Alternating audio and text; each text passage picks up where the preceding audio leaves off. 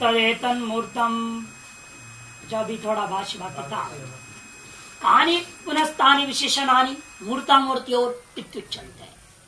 मूर्त और अमूर्त के विशेषण कौन कौन है, इसी को कथन कर रहे हैं। ठीक है ना, उससे ऊपर वाला अंतर्निहित स्वात्म विशेषण है मूर्तामूर्त द्वे एव इत्यवधार्यते। अंतर्निहित स्वात्म विशेषण है वही ब्रह्म सब प्रकार के उपाधि विशेषों से अतीत होकर के रहता है। सम्यक ज्ञान का विषय होने का जन्म आदि से रहित होता है। ये बात को समझाने के लिए ये बात कहते हैं अंतर्निहित स्वात्म विशेषण है। अंतर में ही निहित है स्वात्म विशेषण भूता मूर्ता मूर्ते द्वे मूर्त और अमूर्त माने भूत माने भूतत्रय और अमूर्त माने भूतद्वय। यही दो जो है ना एव इति अवधारित है, यही दो रूप है उसका ऐसे निश्चय किया गया। वे विशेषण कौन है? कहानी प्रस्थान विशेषणानी मूर्ता मूर्ति और इत्युच्यन्ते। वे मूर्त और अमूर्त दोनों के विशेषण कौन कौन है यह बात कहने आरंभ करते हैं। मर्त्यंच मर्त्यम मरण धर्मी। मूर्त का एक विशेषण है मर्त्य, मरण धर्मी। मरण से तात्पर्य की मृत्यु से तात्पर्य नहीं है, विनाश धर्मी। अमृतम यह मूर्त का अमूर्त का है विशेषण अमूर्तंच तद विपरीतम। तद विपरीत मैंने मरण धर्मा नहीं है, विनाश स्वभाव वाला नहीं, अविनाश स्वभाव वाला। ध्रुवम इतिहा मृत विरुद्धम मैंने ध्रुवम स्थितंच परिच्छिन्नम, ये भी मूर्त का है। गतिपूर्वकम ये स्थास्म स्थित उसे कहते हैं जो परिच्छिन्न होता है। अच्छा गतिपूर्वक स्थिरता भी जिसमें विद्यमान है उस और ये याति अर्थात यद व्यापी जो सर्वव्यापक है, गतिपूर्वक स्थिति नहीं है जिसका सदा स्थिति ही है, अपरिच्छिन्नम स्थित विपरीत मैंने गतिपूर्वक स्थिति जिस प्रकार की होती है उससे विपरीत है, सदा व्यापक स्थिति है जिसका, उसको कहते हैं हम लोग याति से कह दिया, यच्चा याति शब्द मूल में कहा। और सच्चा सदिति अन्यभ्यो विशेष मान असाधारण धर्म विशेषवत। अन्यभ्य यद्यपि अन्य तो दो ही है, मूर्त से मूर्त को सत्कार है ना, मूर्त का विशेषण है सत और मूर्त से भिन्न कौन है? दो, वायु और आकाश। बहुवचन कैसे प्रयोग कर रहे हैं? अन्यभ्य, इसलिए कि वायु भेद और आकाश की जो औपाधिक भेद उनको लेकर के बहुवचन कर दिया। अन्यभ्यो विशेष्यमाण असाधारण धर्म विशेषवत कहते हैं। अन्य की अपेक्षा से माने कौन? आकाश और वायु, इन दोनों की अपेक्षा से जो है यहाँ पर प्रत्यक्ष उपलब्ध्यमान असाधारण विशेष विशेषमान में प्रत्यक्ष रूपेण विशेषित कर हम अनुभव करते हैं ना। एक घट है पृथ्वी को, मैंने जल को, अग्नि को प्रत्यक्ष हमारा विषय का विषय ज्ञान का विषय रूपेण असाधारण धर्म गंध आदि को साथ मिलाकर ग्रहण करते हुए हम जिसको ग्रहण करें उसका नाम सत्य। विशेषमाण असाधारण धर्म विशेषवत, असाधारण धर्म ये गंध आदि तत्त धर्म विशेष वाला वस्तु को हम कहते हैं सत्य माने व्यक्तम इत्यर्थ। सत्य आता वो सद ब्रह्म नहीं है ना, सदैव में ग्रासित हो नहीं लाना, यहाँ सत्य है व्यक्तम जो कि हमारे प्रत्यक्ष का विषय हो जाता है और अनेक धर्मों से विशेषित करके जिन्हें हम ग्रहण करते हैं। त्यक्ष जो उसके विपरीत है। प्रत्यक्ष के विपरीत क्या होता है? परोक्ष, जिसको हम अनुमान से जान पाए। वायु को आप अनुमान से समझते, वायु को कोई देख नहीं सकता, आकाश को कोई देख नहीं सकता, वो केवल अनुमान से। तो इंद्र की तरह अनुमान कर लेते, वायु गए, शीतल आ गया, ठंड महसूस होने लगी, तो आप कहेंगे भाई ये दिव्य ठंडक किसका गुण था? जल का। और वायु के साथ आए हुए जलीय कणों से जो शीत स्पर्श हो गया तो उसे आप अनुमान कर लेते हैं, वायु का बहता हुआ वायु समझ लेते हो। गर्मी लग गई तो उससे भी समझते हैं वायु जो है इस समय लू चल रहा है, शीतलहर चल रहा है, इत्यादि इत्यादि अनुमान से आप समझ पाते। यह शब्द हम सुन रहे हैं, उधर से आ रहा है जा रहा है, उसको जो शब्द का शब्द आकाश गुण है शास्त्रों से ज्ञात हुआ है, अतः उसके अनुमान कर लिया कि आकाश यहाँ विद्यमान है। ये सब परोक्ष से हमारे किसी भी इंद्रिय का प्रत्यक्ष नहीं, इनके गुणों के प्रत्यक्ष के आधार पर हम उस गुणी का अनुमान कर लेते हैं। इनके गुण हमारे इंद्रियों का प्रत्यक्ष विषय है। शब्द श्रोतेंद्र का प्रत्यक्ष विषय बन जाता है। यानी वायु का गुण जो स्पर्श है वो हमारे त्वगिंद्रिय का प्रत्यक्ष का विषय बन जाता है। अच्छा, गुणों का जो प्रत्यक्ष हो गया इंद्रियों से, तद्वारा स्पर्शवद गुण वाला जो गुणी का अनुमान से जान दिया जाता है, वो प्रत्यक्ष नहीं हो पाता। अतएव यहाँ पर उन आकाश और वायु के लिए कह दिया त्यक्त। त्यक्त जो प्रयोग हुआ है तथ्य, तद विपरीतम माने अर्थात सत का जो विपरीत है। सत का विपरीत है परोक्ष है, अर्थात अव्यक्त। पहले से सत्य क्या हमने कहा व्यक्त, अतः त्यक्त क्या हो गया अव्यक्त है। त्यज इत्येव सर्वदा परोक्ष अभिधानारंभ। त्यज इत्येव त्यक्त ही है, क्योंकि सर्वदा ही परोक्ष रूपेण ही कथन करने योग्य है, अपरोक्ष योग्य नहीं है।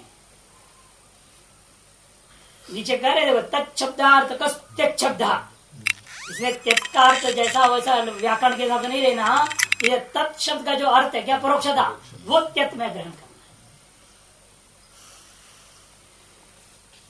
तदेतन मूर्तम यद अन्यद्वायुश्चंतरिक्षाच्च एतन्मर्त्यम एतत्सिद्धम एतत्सत् तस्यैतस्य मूर्तस्यैतस्य मर्त्यस्यैतस्य स्थितस्यैतस्य सत एष रसो एष तपति सतो हि एष रसः।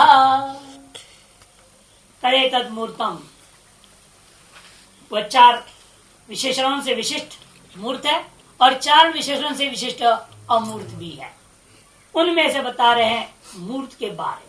तदेतत् मूर्तम, वह उनमें से जो मूर्त है वह कौन है, जो कि वो वायुश्चंतरिक्षाद अन्यत, वायु और अंतरिक्ष मैंने आकाश से भिन्न है।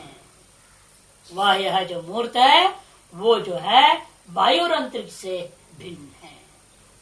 एतत् मर्त्यम, जो मूर्त है वही मर्त्य है, जो मूर्त है और मर्त्य है वही स्थित है। जो मूर्त मर्त्य और स्थित है वही सत्य है। अतः इतर इतर विशेषण भाव है यहाँ पर, परस्पर संबद्ध चारों विशेषण समझना। इन चारों विशेषणों से एक दूसरे निरपेक्ष विशेषण भी नहीं है, एक दूसरे के सापेक्ष विशेषण समझना है। कार्य विशेष इसने जान कैसे लिया, फिर इन चारों विशेषणों से विशिष्ट उस मूर्त का एक नाम से लेकर विकार, इसलिए कहता है एतस्य मूर्तस्य एतस्य मर्त्यस्य एतस्य स्थितस्य एतस्य सतः। इसी मूर्त का, इसी मर्त्य का, इसी स्थित का, इसी सत का एष रसो, ये रस है, ये एष तपति, ये उसका सारभूत तत्व है, ये इनका कार्य है। मूर्त का मैंने पृथ्वी, जल और तेज, लोहित, कृष्ण और शुक्ल, ये जो रूप माना गया, एक तो रूप त्रय विशिष्ट कौन है, सामने दिखता हुआ आदित्य। नहीं, कृष्ण रूप पृथ्वी का मान लिया आपने, शुक्ल रूप जल का मान लिया, अग्नि का लोहित रूप मान रखते हैं। एक रूप त्रय आपको वहां दिख रहा है कि नहीं दिख रहा है, सूर्य में भी। और अन्य पहले उपासना प्रकरण में आया था, ऋग्वेदी चीज यहाँ वहां गए, रस लोहित रूप में है और कृष्ण रूप में है, शुक्ल रूप में है करके बताया है पहले भी। अच्छा, आपके ये भी 3 जो कहा जाता है वास्तव में पंचीकृत को लेकर के लेना पड़ेगा, बोलेंगे वो भी। एष तपति माने सूर्य, इस अंत में एक ही नाम से ले रहे, चारों विषय एक है, वो क्या है सत, वह सतः एष ही रसः। यस्मात्, क्योंकि यह पंचीकृत पंचमहाभूतात्मक इन्हीं का ही कार्य है, वह यह जो सूर्य रूपा रस सार। भाष्य तत्र, तत्र मतलब भूतत्रय, भूत द्वयात्मक जो राशिद्वय माना गया, 2 रूप है, उन दोनों में जो प्रथम रूप है मूर्त रूप, उसका वर्णन करने जा रहे हैं। चतुष्ट विशेषण विशिष्टम मूर्तम तथा अमूर्तंच, ये बात कहा गया। 4 विशेष विशेष करके मूर्तों को भी कह दिया और अमूर्तों को भी कहा गया है। मूर्त आदि विशेषण चतुर्थ विशिष्ट सदरूप पदार्थ ले लो, भूत त्रयात्मक विशेष है यहाँ पर। और अमूर्तंच इसी प्रकार से 4 विशेष से विशिष्ट भूतद्वय है। तथा कानी मूर्त विशेषणानि, यहाँ पूछना है उनमें से भूत विशेषण कौन है। इतराणी च विभज्यन्ति, वहां तो सब लाइन से 8 गिरा दिया खट खट करके, कौन किसका ये नहीं बताया। मूर्तंच मूर्तंच मर्त्यंच, कहा अमर्त्यम इत्यादि जो कह दिया, लेकिन उसमें पहले 4 सीधा ले लो, एक का, फिर अंत के 4 एक का, ऐसा नहीं करो। कैसे लेना है विशेषण हमको? तो हम लोग जानते हैं, पढ़ाए गुरुमुखी से जान रहे, बोल रहे हैं सीधा, सत का मूर्त है, अमूर्त नहीं है कि नहीं। एक एक को 2 आया, जोड़ा बस, एक को इसके साथ एक को उसके साथ जोड़ दिया हम लोगों ने मूल में पहला पंक्ति मंत्र को पढ़ते वक्त। लेकिन आम आदमी सामान्य सुनेगा तो कहेगा 1 2 3 4, ये 4 विशेषण पहले का, 1 2 3 4 ये अंत 4 विशेषण दूसरे का, दूसरा गड़बड़ हो जाएगा। इसे स्वयं श्रुति समझाने का प्रयास कर रही है। कहानी मूर्त विशेषणानी, कहानी चैतन्यानी, ये जो गिना रहे हो 8, इनमें से 4 मूर्त का कौन कौन विशेषण है और 4 अमूर्त का कौन कौन विशेषण है, इति विभज्यन्ते, विभाग पूर्वक स्पष्ट कथन करने के लिए श्रुति आ रही है। तदेतत् मूर्तम इत्यादि। भूतत्रय का विशेषण कौन है, भूतत्रय का विशेषण कौन है, 4, यही बात बताने के लिए आरंभ किया और उनका कार्य भी कई भी प्रसंग के साथ बता देंगे। तदेतन मूर्तम मूर्छितावयवम, माने संघात को प्राप्त किया हुआ है, अनेक अवयवों वाला ये अवयवी रूपा मूर्त है। इतरेत्र अनुप्रविष्ट अवयवम घनम संहतम। मूर्तम कैसे व्याख्या है? मूर्तम ने मूर्छित अवयवम, मूर्छित अवयव का मतलब क्या? बेहोश, ऐसा अर्थ ले लेंगे ना, इसलिए वो नहीं। इतरेत्र अनुप्रविष्ट अवयव, परस्पर संबद्ध अवयव वाला है। परस्पर संबद्ध आटा जैसे कहते नहीं, घनम, आटा भी परस्पर संबद्ध होता है, लेकिन क्या पाए बिखर जाए, ऐसा नहीं है। कहते घनम, घनीभूत है, ठोस है, अर्थात संघात में अर्थ संघटित है, नित्यर्थ। इस जिज्ञासा का निवारण करते हुए जो कहा, भूतत्रय जना त्रिवृत्त प्रक्रिया अन्योन्यम सम्मिलितांशकम इत्यर्थ। टिप्पणी में इसको स्पष्ट कर रहे हैं कि संहतम कब हो सकता है, बिना पंचीकरण माने तो हो नहीं सकता। या तो भूतत्रय का जैसा भी चल रहा है, भूतत्रय और भूतद्वय अलग अलग लेकर के कह रहे हैं, तो भूतत्रय का ही त्रिवृत्तकरण तो माननी पड़ेगी, तभी उसका संघात हो सकता है। इसलिए भूतत्रयम त्रिवृत्त प्रक्रिया अन्योन्यम सम्मिलितांशकम संहतम इत्यर्थः। किंतत् यत् अन्यत्, किंतत् वह कौन है?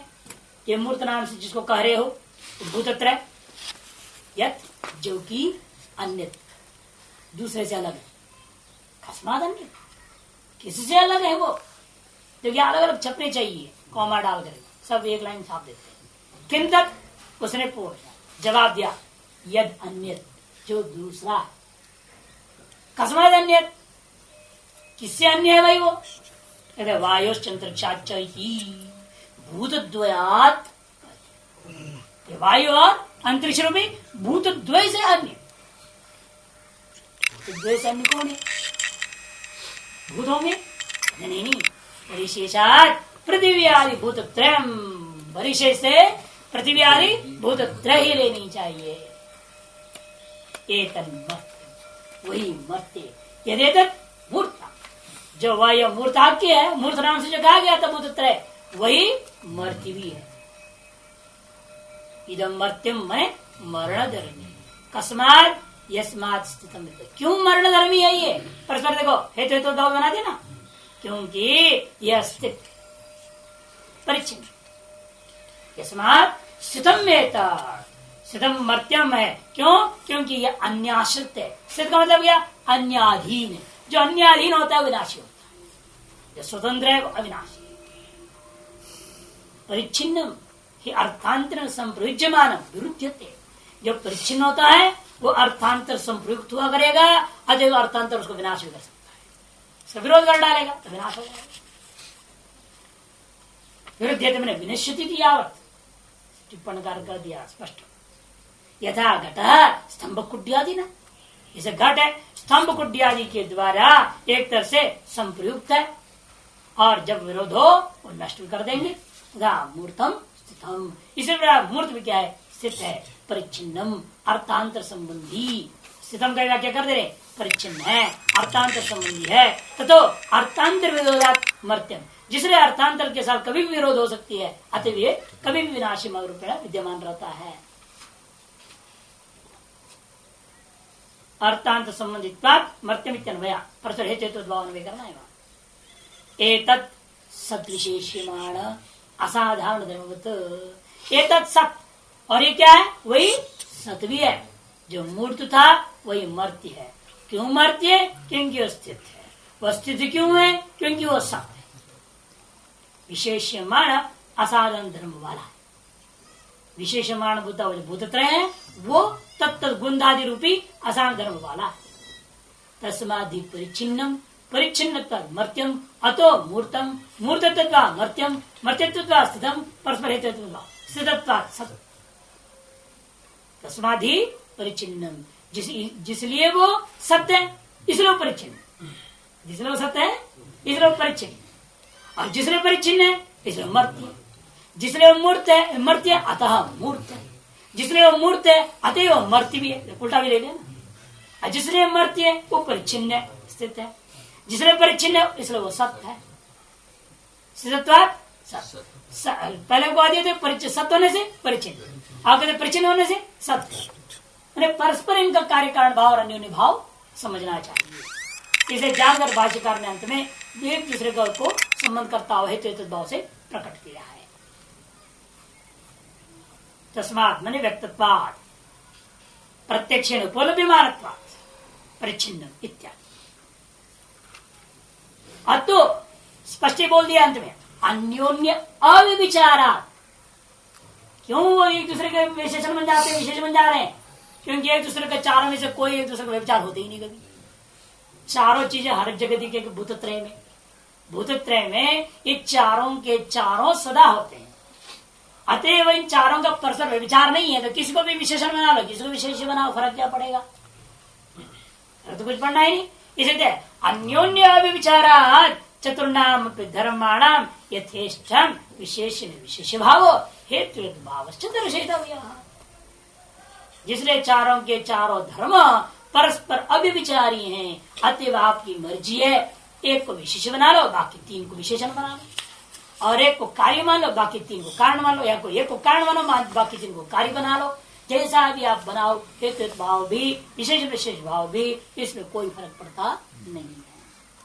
सर्वतापि तो भूतत्रयम् चतुष्ट विशेषण विशिष्ट, क्योंकि ये जो भूतत्रय है सर्वता भी हर काल, हर देश, हर कार्य दृष्टिया, वस्तु दृष्टिया तीन ही है।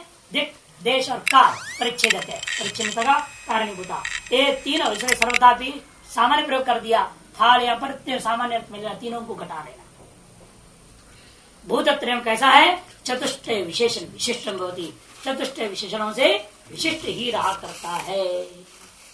विशेष विशेषण भावाद्य ऐच्छिक सर्वता भी मैंने विशेषण विशेष हेतु भाव वगैरह ऐच्छिक भले ही हो, फिर भी जो है ना, ये चारों के चारों रूपों से विशिष्ट वह रूप किसका?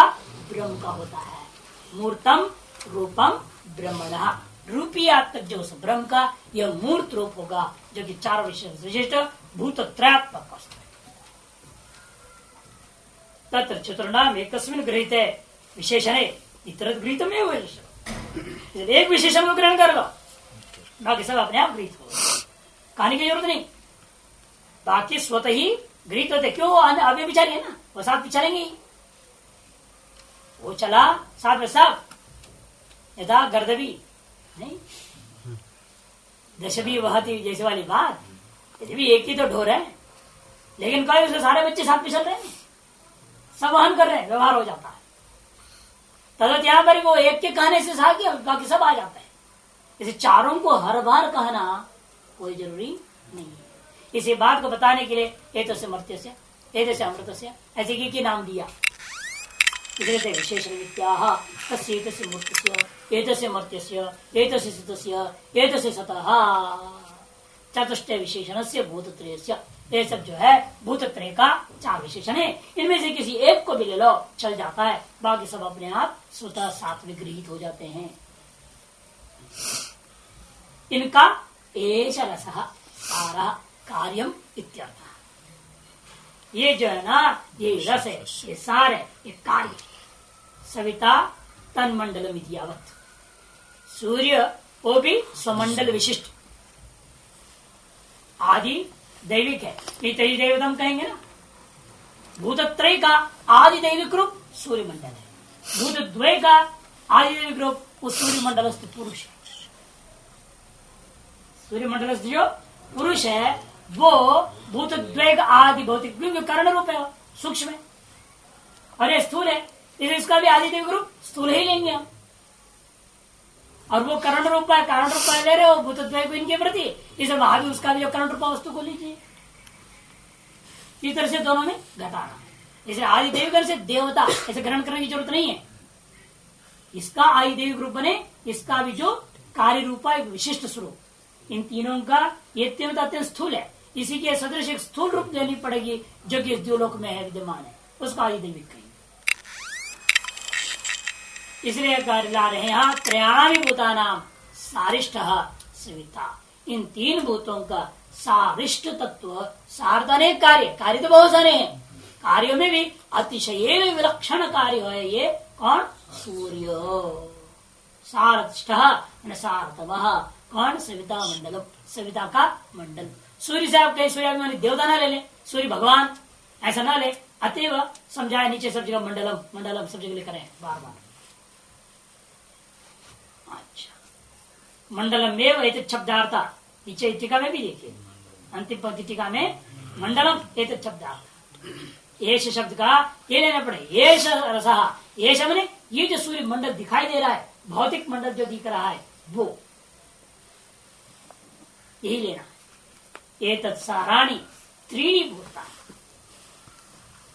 यतः एतत् कृत विभज्यमान रूप विशेषणानि भवन्ति। यहाँ भी एतत् सारणी में बहुव्रीहि समास, एतदेव सारो येषां तानि एतत् साराणि भूतानि। एतत् माने वही मंडल, ये सूर्य मंडल ही है, सार जिनका, उनको कहेंगे एतत् साराणि, है ना। तो इस तरह से बहुव्रीहि समास कर लेना। त्रीणि, वे कौन है? वो तीन भूतानि, त्रीणि भूतानि। भूतत्व अपेक्षा मंडल का आरंभक कौन है? ये तीन को लिया गया, त्रयाणाम प्राधान्य। अन्य दो वायु और आकाश, इन दो की अपेक्षा से स्थूलात्मक इस मंडल के कार्य के प्रति यही तीन मुख्य प्रधान कारण बनते हैं। स्थूलता का मूल कारण ही पृथ्वी, जल और तेज। यतः एतत् कृत विभज्यमान रूप विशेषणानि भवन्ति, जिसलिए ऐसा है इसलिए कृत विभज्यमान रूप विशेषणानि भवन्ति, अर्थात जो है मंडल के परिग्रह करने के पीछे भी हेतु दे रहा है। मंडल को क्यों परिग्रह करना चाहते हो? इसीलिए कहना है क्योंकि जो है ये तत्कृत मैंने आदित्य कृत विभज्यमान जो रूप विशेष, आदित्य में जिस प्रकार से लोहित शुक्ल कृष्ण देख रहे हो, उस कृत विभाग है, वहां पर भी रूप का तादृश रूप है विशेषण जिनका, किनका? ये भूतत्रय, ये भूतत्रय भी लोहित कृष्ण शुक्ल रूप है। अतएव होने के कारण से यथा विशेषणानि भवन्ति तथा एतत् साराणि भवन्ति, ऐसा जिसलिए ऐसा है, अतएव हमें स्पष्ट प्रत्यक्ष हो जा रहा है इन्हीं का कार्य हुआ। यदि इसका कार्य नहीं होता फिर वहां लोहित शुक्ल कृष्ण क्यों आ रहा? नहीं होना चाहिए। उनका कार्य है तो उसके अनुसार रहना चाहिए वहां। जिस कारण का जो कार्य होगा उस कारणगत गुण, सामान्य जो गुण कार्य में जरूर रहेगा, प्लस उसका पर विशेष भी रहेगा। ये तो कार्य, ये नहीं तो कार्य और कारण में भेद क्या रहेगा? व्यवहार जो है, आप जो मानते हैं अनवर्थ मानते हैं कार्य में कारण के प्रति, किस आधार पर? अर्थ क्रियान्वयित्व के आधार पर। यादृश अर्थ क्रियान्वयित्व कारण में उससे विलक्षण अर्थ क्रियान्वयित्व कार्य में रहता है, और तादृश विलक्षण अर्थ क्रियान्वयित्व प्रति कारण क्या है? उस कार्य का अपना विशिष्ट स्वरूप, वो जो अवस्था विशेष, जो संस्थान विशेष करके बार बार कहा जाता है, वो संस्थान विशेषता ही अपना है कार्य, जिसके कारण से उसमें अर्थ क्रिया कार्य तो भिन्नता आ गया। और बाकी उसका सामान्य स्वरूप जो कारण का है वो भी उसमें रहेगा, वह भी उस अर्थ क्रिया कार्य में सहभागी बनेगा। यही कि नहीं रहेगा ऐसी बात नहीं है। इसलिए इनका कहना है एतत् सा एकृत विभज्यमान रूप विशेषणानि एतत् साराणि त्रीणि भूतानि यथा भवन्ति आदिदैविक से कार्य से एतद् रूप आदिदैविक कार्य का यह स्वरूप है। ये जो भूतत्रय का अब भौतिक कार्य तो देख रहे हैं, आध्यात्मिक आदि भौतिक आदि दैविक सब कार्य इन्हीं भूतत्रयों का आध्यात्मिक कार्य है, आदि भौतिक कार्य भी है नहीं? आदि भौतिक कार्य स्थूल शरीर देख रहे हैं और आध्यात्मिक कार्य के सब पंच प्राण जो सूक्ष्म है और आदि दैविक क्या है इनका, वो सामने देख रही है। इसे कहते हैं ये तद्रूपम आदिदेविक कार्य से। इन्हीं भूतत्रय का जो आदिदेविक कार्य है कौन है यदि आप पूछोगे वो यही है जो दिख रहा है। ये तद्रूपम यद सविता यदेतत् मंडलम तपति। कौन है वो यही सविता है जो कि यह जो मंडल है सामने दिख रहा है गोला जो तप रहा है। सतो भूतत्रय से ही यस्मात् एष रस इत्यतः है, क्योंकि जो है सद्रूपा भूतत्रय। अब यह एक ही नाम ले रहे देखो, सत मूर्त भी नाम नहीं ले रहे हैं, है कि नहीं, स्थिति भी नाम नहीं ले रहे हैं, कुछ नाम ना लेकर के सत सत से बार बार बोल रहे हैं। या सत से इसलिए वो चार विशेषण से विशिष्ट भूतत्रय से प्राप्त करे। भूत इसलिए आगे लिख दिया सतगार्थ कर दिया भूतत्रयस्य ही यस्मात् एष रस, जिसलिए भूतत्रय का यह रस कार्य है इति एतद् गृह्यते। इसलिए यहाँ पर यदि शब्द के द्वारा उसी को ग्रहण किया गया है। एष शब्द से चेतन विषयत्व आशंका एतद् गृह्यते। कोई कह सकता है चेतन, इसलिए एतन मंडलम कह दिया।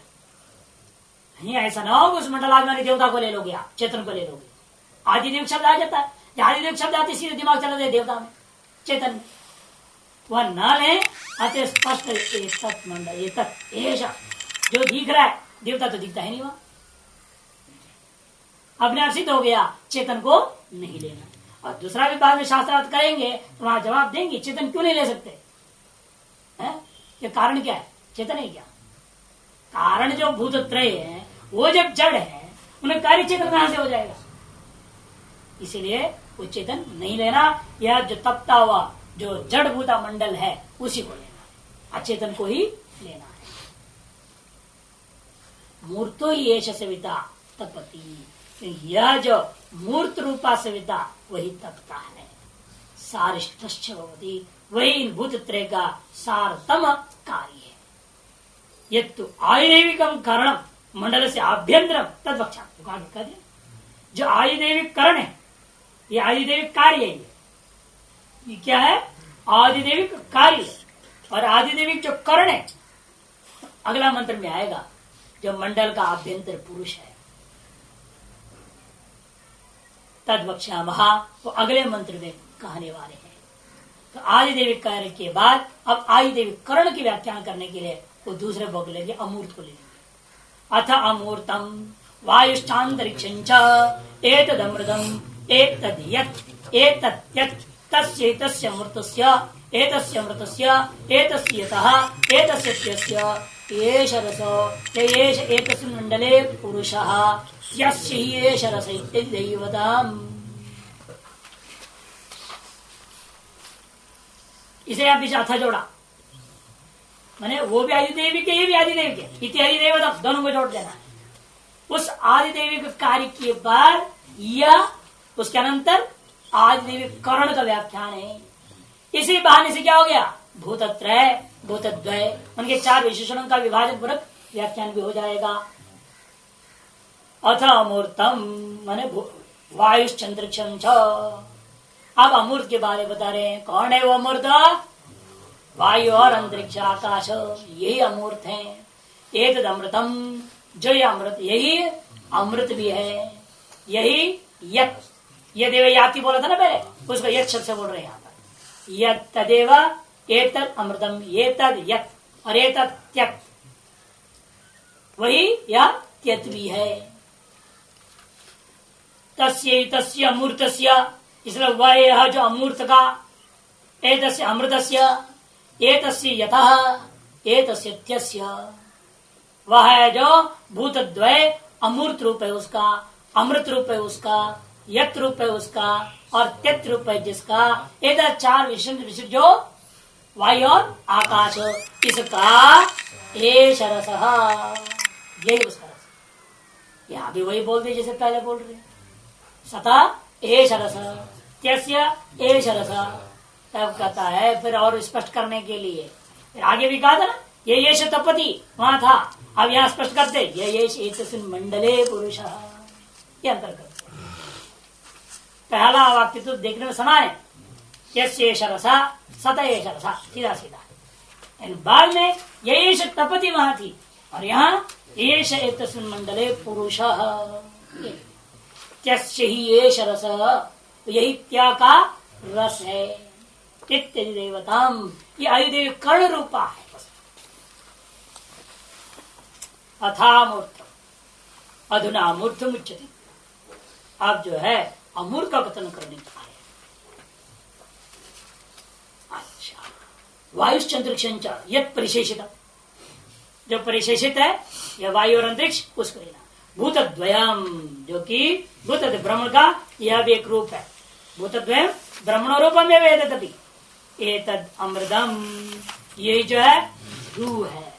अमूर्तत्वम उभयत हेतुत्व, अमूर्तत्व हेतु क्या दिया, अमूर्तता, ये दोनों तरफ हेतु में जोड़ लेना। अमूर्तत्वाद जो है अमृतम और अमूर्तत्व देगा अस्थितम। अस्थितम माने यत का व्याख्या कर रहे हो, यत माने अस्थित है, इसलिए अस्थितम माने अपरिच्छिन्न। अस्थित का क्या किया थे, ध्यान रखना, स्थित का किया था वहां परिच्छिन्न, इसलिए अस्थित माने अपरिच्छिन्नम, तो अविद्यमान, इसलिए वो विरोध वाला था, विनाशी था, ये अविद्यमान है, अविनाशी है। के निश्चित अविद्यमान, उसके से जोड़ना, के निश्चित अतो के निश्चित अविद्यमान, अतएव किसी के साथ इसका विरोध नहीं है। जैसे घट का विरोध दीवार पर डाल तो क्या हो जाएगा, फूट जाएगा, उसका शत्रु है, उसका विरोध है, अर्थात उसका विनाश का कारण विद्यमान है, अतः वो विनाशी है। यहाँ ऐसा नहीं, आकाश किससे टकराएगा, वायु भी किसी से भी टकराए तो उसका विनाश होता नहीं। आप रोकने की कोशिश करो, इधर से घूम के चला जाएगा, उसको कौन रोक सकता है, और टूटेगा फूटेगा ही नहीं, है नहीं। अब जल को रोक तो जाएगा कहां से, वो रुक ही गया, और भरेगा भरेगा भरेगा भरेगा और ऊपर उठा भरे, कहां से चले नहीं सकता, उसके रास्ता बना ही देते हैं। तो वो अब कभी भी अपना बाधक को तोड़ के चल नहीं सकता, विरोधी को तोड़ के नहीं जाता, इसलिए कहते हो सब विरोधी वाले अर्थात स्वयं विनाशी हैं, कोई उसको विनाश कर सकता है उनका, लेकिन ये दो ऐसे में कोई विनाश नहीं कर पाता, आकाश और इसे केनचित अविद्यमान अमृतम अमृत धर्मी एतद यत् स्थित विपरीतम, इसलिए ये अमृत है, अमृत धर्मी है, क्योंकि यह स्थित है, स्थित का विपरीत है, अर्थात अपरिच्छिन्न है, परिच्छिन्न का विपरीत होने से अपरिच्छिन्न है, अपरिच्छिन्न होने के नाते ये अमरण धर्मा है, अविनाशी धर्म वाला है।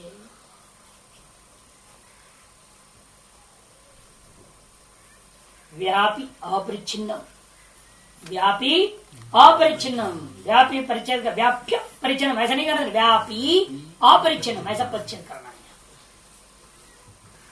यस्मात् एतद, जिसलिए ऐसा है, अतः अन्येभ्यो अप्रविद्यमान विशेषम, जिसलिए यस्मात्, जिसलिए ऐसा है, इसलिए क्या करना है इसको, ये जो भूतद्वय हैं ये कैसे हैं, अन्येभ्यो अप्रविद्यमान विशेषम, अन्यों से, अन्य कौन, भूतत्रय की अपेक्षा, अन्येभ्य पृथ्वी आदि जो भूतत्रय से अप्रविभक्त होकर रहते, उनमें भी व्याप्त होकर ही रहते, इसलिए परस्पर कोई विरोध नहीं है ना, इनका उनके साथ विरोध होता है, उनका इनके साथ विरोध नहीं, क्योंकि वो इनके अंदर घुसे पड़े, सब व्याप्त हो रखे हैं, बल्कि ये भूतत्रय उनमें व्याप्त नहीं है। आकाश और वायु में भूतत्रय व्याप्त नहीं, लेकिन भूतत्रय में आकाश और वायु व्याप्त है। अतएव अप्रविद्यमान विशेषम, इसलिए वो क्या, हमें केवल यही 3 दिखते हैं, इनका इनमें व्याप्त होता हुआ वायु और आकाश में नहीं दिखाई देते, इनमें वायु और आकाश भी, इन्हें हमें नहीं दिखाई दे रहे, हमें केवल जल दिख रहा है, मेरे जल है, ये पृथ्वी है, ये अग्नि है, लेकिन उस अग्नि में जो जल वायु और आकाश है वो नहीं दिखता। इस तरह से ये सभी चीजें ऐसी हैं जिनमें वो अप्रविभक्त रूप में विशेषण भी विद्यमान है, लेकिन अप्रविभक्त विशेषण है वो। अतः उनको कह दिया हमने त्यक्ष से परोक्षाभिधान पूर्वत, अतः परोक्ष से ही कथन करने योग्य है, इनका प्रत्यक्ष होता नहीं, शेष अर्थ पूर्वक लेना है।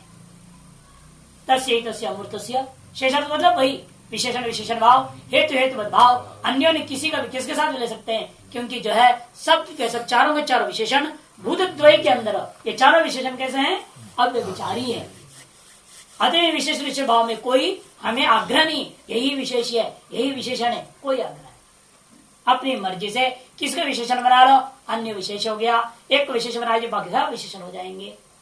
लेकिन सब कैसे विशेषण किसके, भूतद्वय का, और परस्पर हेतु भाव को भी ग्रहण करना, इसलिए पूर्वत कहा दिया। तस्य अमृतस्य एतस्य अमृतस्य एतस्य यतः एतस्य त्यस्य चतुष्टय विशेषणस्य अमूर्तस्य एष रसः। इस प्रकार के चार विशेषणों से विशिष्ट उस अमूर्त रूप जो भूतद्वय का एष रसः, यही उसका भी रस है। कौन है वो रस?